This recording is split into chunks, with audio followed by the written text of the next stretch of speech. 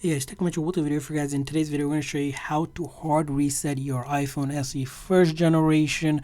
Now, there's something you want to do if your phone is unresponsive, stuck, doesn't work, or you're having any sort of issues. Hard reset will basically reload the software on the phone so that if you have any issues, it will fix it. It will not delete any of your personal data. So let's show you how that's done. So in order to hard reset, you're going to locate the top lock or the power button and the home button. We need to press and hold these two buttons at the same time until the screen goes completely black. Once we see the Apple logo appear, we'll let go of those buttons. So let's go ahead and do this.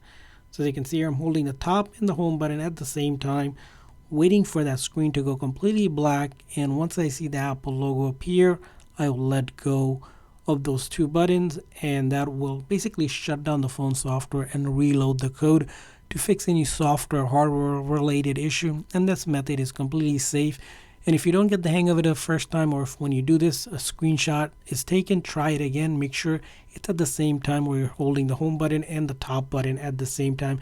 And you can do this method as many times as you need to until your phone is fixed. Sometimes it might not work right away, so go ahead and try it again. Just simply hold the top button, right, and the home button just like that. And you can do it as many times as you need to.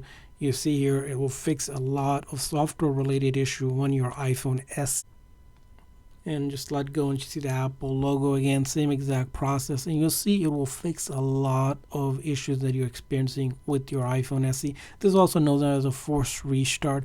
Again, safe to do, Apple's #1 recommended troubleshooting step when it comes to fixing most software related issue. And I hope it fixed whatever issues you were having. If so, please do consider that like and subscribe button for more tips and tricks for your iPhone and other iOS devices. See you guys next time.